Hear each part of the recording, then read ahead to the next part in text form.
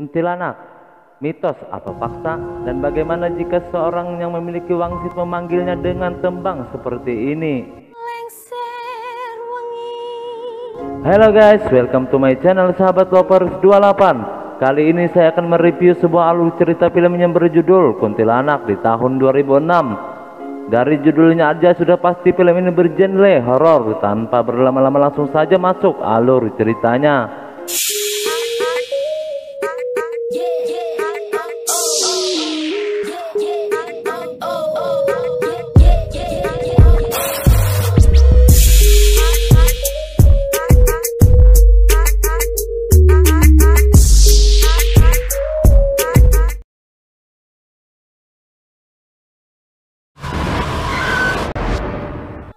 Di awal film terlihat seorang perempuan yang bernama Sam terbangun dari mimpi buruknya. Dia pun mencoba menelpon sang pacar yang bernama Agung. Sam, kamu mimpi yang sama lagi ya? Dan ternyata sang pacar pun sudah tahu karena memang mimpinya Sam selalu berulang-ulang seperti itu.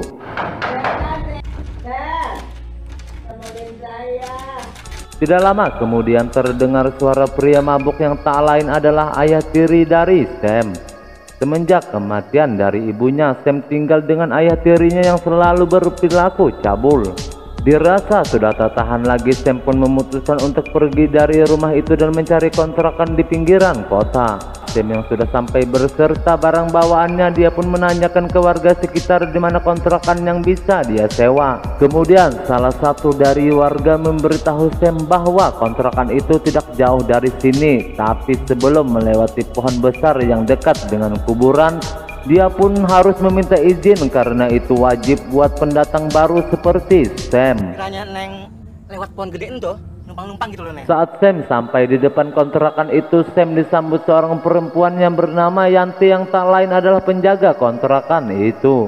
Setibanya di dalam kontrakan, Sam melihat sebuah foto. Yanti kemudian menjelaskan bahwa foto itu adalah pabrik batik milik Mangku Jiwo yang terbakar habis. Yanti kembali menjelaskan bahwa kamar mandi di sini cuma ada 2, jadi harus ngantri untuk mandi di sini.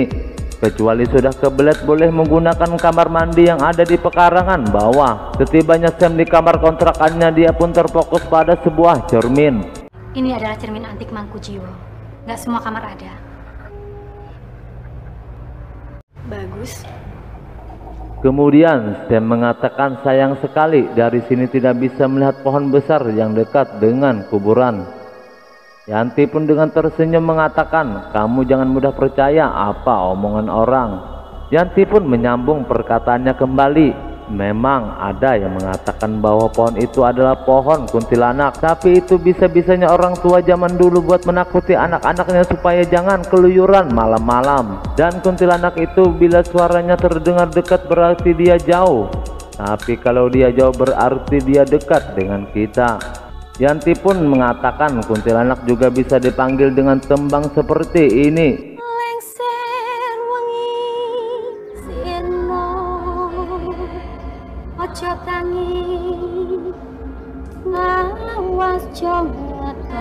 Saat mendengar tembang yang dilantunkan oleh Yanti, terlihat Sam seperti orang ketakutan. Kemudian Yanti pun mengatakan, Bisa manggil kuntilanak itu teman yang punya wangsit. saat malam tiba, Sam dan Agung sedang ngobrol dan Sam menjelaskan mimpinya tentang memegang 3 benda, yaitu piring, batu, dan gunting. Sam menambahkan bahwa warga sekitar percaya bahwa pohon dekat dengan kontrakannya Sam adalah pohon kuntilanak. Singkat cerita, saat Agung mengantarkan Sam pulang ke kosnya, kemudian Agung balik dari kos Sam, Agung pun menemukan sesuatu seperti batu yang terukir.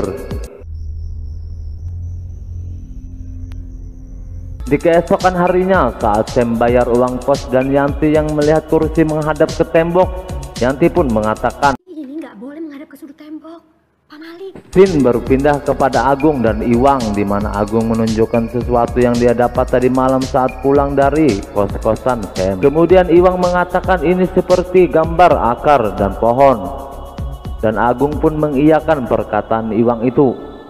Tidak lama kemudian, Agung mengatakan bahwa yang mempunyai kos-kosan itu adalah keluarga Mangku Jiwo. Keluarga Mangku Jiwo. Mangku Jiwo, penganut aliran ilmu sesat zaman dulu. Scene berpindah ke Sam di mana dia lagi-lagi tidak sengaja menggeser kursinya menghadap ke tembok.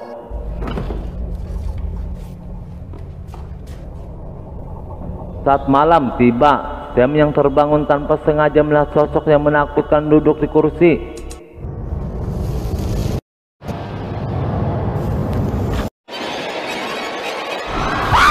Dan ternyata itu hanyalah mimpinya saja. Tapi anehnya saat Sam terbangun dan menemukan bekas rambut yang sudah memutih. Dan bersamaan dengan itu Sam mendengar suara musik yang kencang. Sam pun mencoba menyuruh orang itu untuk pelankan musiknya.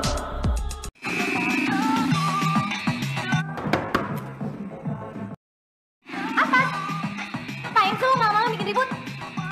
Saat Sam meminta maaf dan akan balik ke kamarnya, tapi wanita itu malah mengambil gunting dan mengancam Sam. Lalu tiba-tiba Ini sih.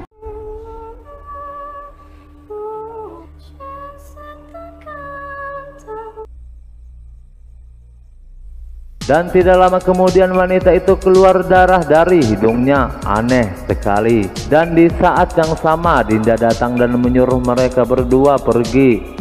Dinda pun menyangka Sam hamil, namun tanpa diketahui yang dimuntahkan Sam adalah belatung.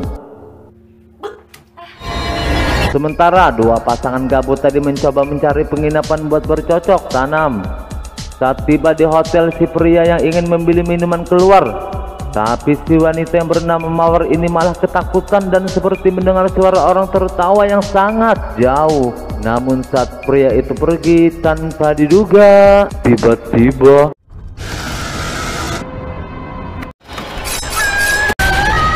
saat Sam terbangun, dia menemukan seperti bekas luka di lehernya.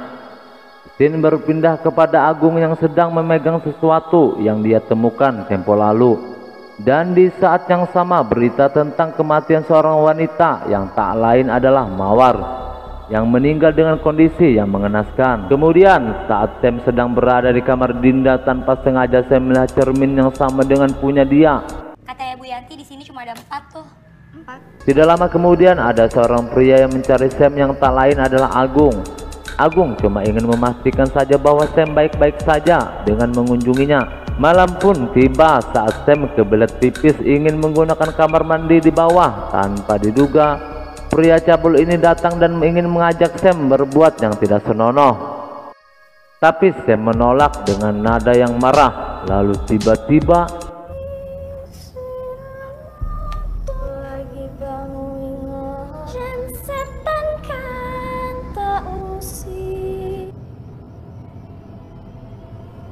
tidak lama kemudian pria itu pun mengeluarkan darah dari hidungnya dan Sam lagi-lagi memuntahkan belatung dari mulutnya.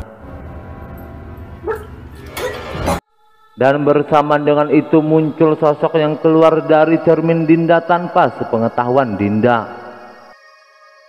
Sementara pria tadi ketakutan melihat orang sama dengan melihat setan. Di tengah pelariannya menggunakan mobil, namun tanpa diduga, lalu tiba-tiba sungguh malang dan pria ini pun tewas dengan kondisi mobil yang rusak parah. Besok pagi pun tiba, bos besar dari pemilik kontrakan itu datang yang tak lain adalah Dora Ayu atau Sri Sukma. Dan Yanti pun meminta maaf karena sembarangan menyanyikan tembang itu. Tapi Sri Sukma mengatakan itu namanya takdir dan Durmo itulah yang memilih dia. Dan Sri Sukma pun ingin melihat yang namanya Sam. Saat bertemu, dia pun yakin bahwa Sam memang orang yang terpilih. Tidak lama kemudian Agung datang dan Sri Sukma pun mengatakan ke Sam, "Kamu tidak butuh manusia fana seperti dia." Singkat cerita, saat Iwang menanyakan sesuatu ke Sam, apakah kamu suka merasakan dingin saat mimpi? Kalau iya, itu berarti tandanya ada yang lewat. Kemudian tanpa sengaja Sam melihat tulisan yang artinya yang kuat yang melihara. Saat Sam akan pulang dan Agung mencoba mempertanyakan hubungan mereka, karena belakangan ini hubungan mereka memang agak dingin. Saat Sam dipaksa Agung kasih kepastian hubungan mereka, Sam yang marah pun lalu tiba-tiba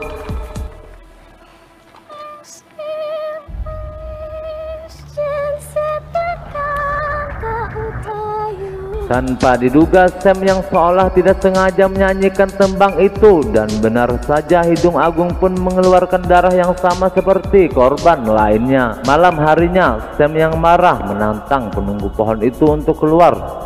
Besok pagi pun tiba, Sam mendapat telepon dari mamanya Agung yang mencari keberadaan Agung. Tapi saat Sam di kampus, di rumah Iwang, dan Agung pun memang tidak ada. Di malam harinya, Sam mendapat telepon lagi dari mamanya Agung, dan Agung belum juga pulang sampai saat ini.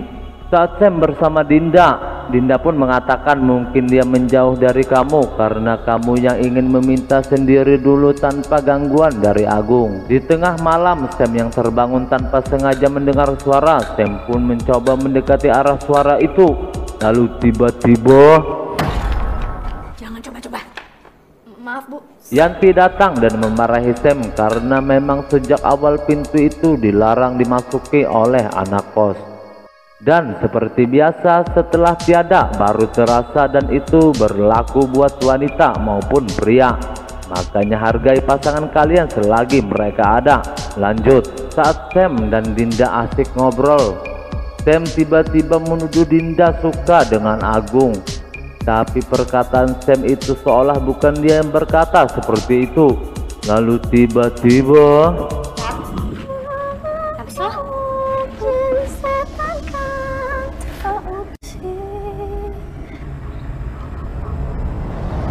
hidung Dinda pun mengeluarkan darah, dan Sam pun menyuruh Dinda cepat pergi, nanti kamu bisa celaka. Sementara Dinda yang ingin mandi tapi kamar mandi penuh, terpaksa menggunakan kamar mandi belakang. Namun saat di kamar mandi tanpa diduga,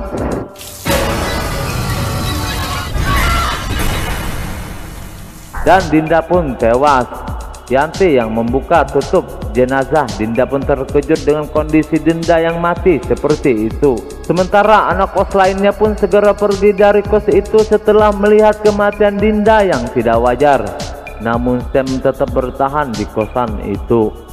Di tengah malamnya, saat Sam terbangun dari tidurnya, dia lagi-lagi mendengar suara. Sam segera menuju arah suara itu. Dan benar saja, asal suara itu memang dari pintu yang dilarang Yanti untuk dimasuki. Saat Sam berhasil masuk dengan memecahkan kaca dari pintu itu, dan alangkah terkejutnya kita saat Agung ditemukan di sana.